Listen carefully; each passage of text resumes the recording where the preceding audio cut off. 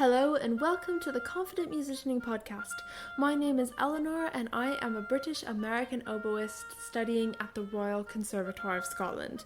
Literally my dream school. And it took me a long way to get there. I applied and auditioned for 12 schools in 3 different countries. It was a lot of hard work. But oh my gosh, so worth it. I want you to have the confidence to work hard in achieving your goals. So come with me as we go on this journey together. So sit down, pull up a chair, take a seat, or if you're on the go, welcome to the Confident Musicianing Podcast.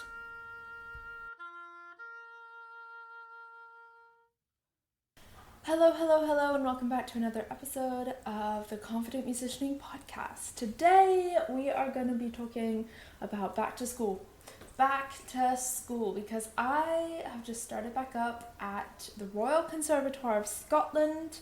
I'm in my second year now studying at the Conservatoire, and it's really exciting. Like, honestly, I'm so excited. And it's interesting because I think now is a perfect time for reflection. When you're starting something new, kind of reflecting on the things that we've done before, how we want to do them differently, what we want to keep, etc.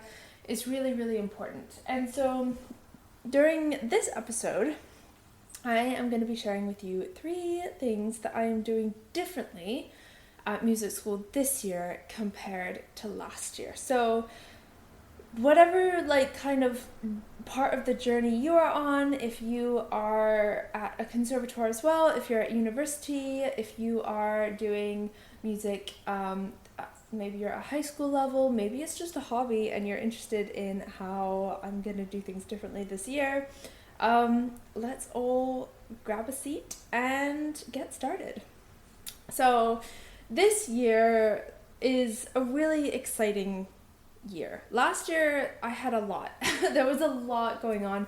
I moved to the UK, I started at the Conservatoire, I switched oboe styles from the American style to the European style, which is completely different, and I did a lot of fun, exciting things. I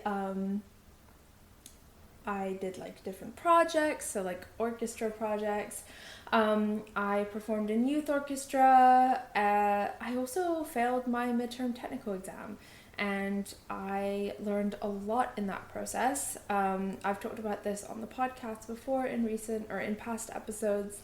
I had to learn a lot in that process and work through it. But then I ended up passing the resit, so that was a very exciting thing. But this year, there are 3 things that I specifically want to do differently. I mean, there's probably more things, and there are also things that I want to keep the same. But here are 3 things that I am going to do differently. So the first thing is being in the building more, kind of talking to people more. This is something that I didn't really do last year. I mean, I talked to people, I made connections and whatnot, and of course I was in the building for classes and whatnot. But I feel like I have a flat, and I'm able to practice in my flat. And so last year, that's kind of where I practiced. I really didn't practice much at the conservatoire because I had the option of practicing at my flat.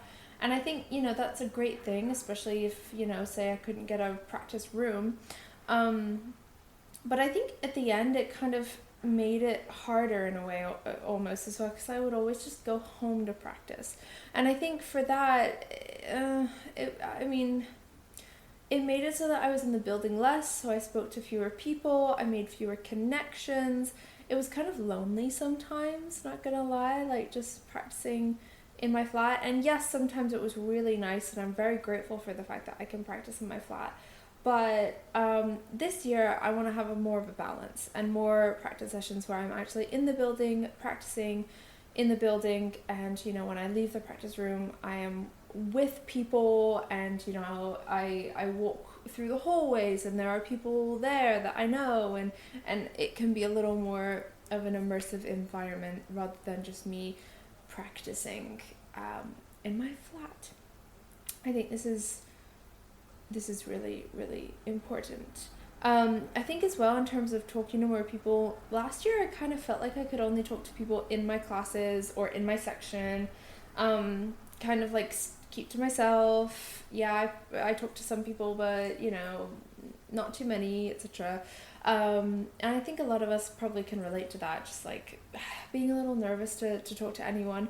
But the truth, we can talk to anyone we want. Like, you can talk to anyone you want to.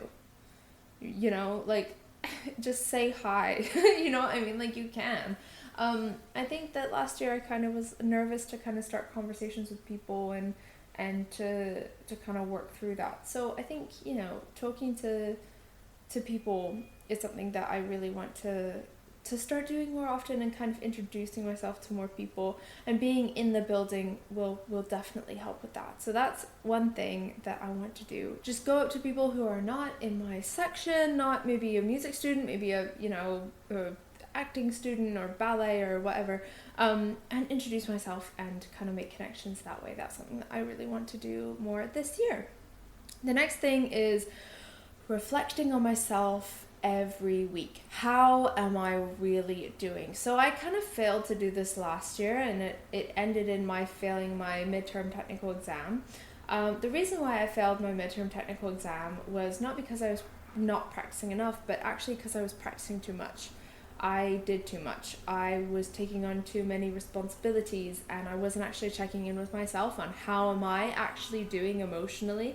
And emotionally, I was overwhelmed and I was burnt out, and I ended up not being able to perform in a way that I wanted to in the exam, and that I knew I could, and I ended up failing. And that was a real wake-up call for, like, I need to take care of my mental health. Yeah. And so do you. We all need to take care of our mental health, no matter what stage of life we are in. You're never too busy to take care of your mental health, because if you are too busy, then your mental health is going to stop whatever the busyness is. Do you know what I mean? Like, for me, I was too busy to take care of my mental health, and that's kind of the thing that made it so that I failed my exam. So this year I'm going to do this thing, and I haven't started it yet, but I'm very excited to, and I'm excited to tell you how it goes.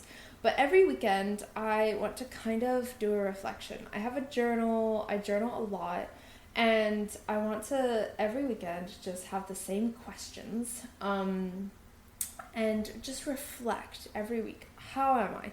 How am I doing mentally? How am I doing socially? How am I doing practice-wise, career-wise?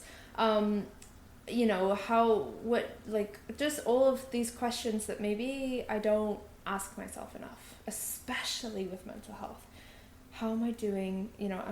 Do I feel burnt out? Do I feel excited? Do I feel energized? What have I done this past week to help my mental health? Have I hung out with friends who have really kind of helped me feel good about myself and about life? Or have I done maybe too many things that were too draining for me and I feel really exhausted? Like, having that weekly check-in, I think, can be really, or hopefully, if it works, I'm hoping that it can be a good way to do that. So, if I start to feel burnt out and stressed, I can have this check-in, and I can maybe realize that earlier before it's too late. In a way, like last year when I failed my exam, that was too late. I realized too late just how burnt out I was. And I don't want to do that again. So that's something that I'm planning on doing. The third thing is listening more. Listening to repertoire more. Especially as a music student, it's important to listen to things. Listening to the pieces that I'm working on more, carving out time to focus on that, listening, just more time to focus on listening. I think listening is so important in practice. Creating that time to listen to the repertoire that we're playing is so, so important. And having that time is really important. And I think last year I kind of got too busy, and, obviously I listened to the pieces I was playing, but I don't think enough. Do you know what I mean? And also listening to other oboists, recordings, and being like, okay, what do I want to do, do I want to sound like this person? Do I want to sound like that person? For instance, like, oh, I like this person's tone. I want to, try and sound more like that. Or I like this person's double tonguing. I want to do that, things like that. I don't think I did that enough last year. So that's something that I want to do. I think every week, this is my plan. Every week I want to kind of create a playlist of things I want to listen to and just kind of listen to that. And then every week it changes and it depends on what I'm playing or, what I want to listen to. And I want to keep up with that as well. So that's something that I'm planning on doing that's different from last year. Now, before we do a little recap, I have a bonus. This is not something I'm doing differently from last year. It's something that I'm continuing because it really helped. And that is planning my practice. I think as a conservatoire student, it's so easy to get so busy at conservatoire. And I end up, like maybe in practice sessions, not really knowing what I'm practicing, or maybe just playing but not really having a goal for it. And I think as a conservatoire student or just as a busy person, we need to have effective sessions. For me, effective practice sessions is just so important. And so planning my practice is kind of the key to having effective practice sessions. And a tool that I use in my practice planning is a notable practice journal. This journal helps me to not only plan my sessions, but also reflect on my sessions so that every session can be kind of just better and better and better. It is such an amazing tool. I started using it almost a year ago, and the difference between my practice when I plan it effectively with this journal versus when I just get my instrument out and make noise is so crazy. It's so crazy different. This journal is so helpful. As soon as I found out that this journal was helping me, I knew I needed to tell you about it, and I knew that I needed to give you a code. So use code Eleanor15 for 15% off your journal, and get yourself a journal and have those effective practice sessions that we all want. So use code Eleanor15, that is ELEANOR 15 for 15% off your journal. I don't recommend anything that I don't absolutely love. This code is an affiliate code, which means I do receive a commission with no extra cost to you. All right, shall we do a recap? So the first thing is going to the building more and kind of practicing in the building so that I'm surrounded by musicians and introducing myself to more people at the conservatoire and creating those connections more. I think that that's really important, and I want to do that more. The next thing is reflecting on myself, kind of checking in with myself every single week, being like, how am I actually doing this week mentally, so that I don't end up burning out without realizing it and then, failing an exam because I'm too burnt out. And the last thing is listening more, creating those playlists so that I can listen to more oboe recordings and understand, the repertoire more. I think that that's really important as a classical music student. So those are the 3 things I'm doing, and I am continuing to use my notable practice journal for my planning of my practice sessions, and you can too with the code. It is in the description, in the show notes. There's a link to get your journal, and don't forget to use the code for 15% off. All right, that is about it for this episode. Thank you so much for hanging out with me. I'm so grateful that you're here. If you enjoyed it, please do subscribe, comment, share with all of your friends, and I will see you in the next episode. All right, take care. Bye-bye.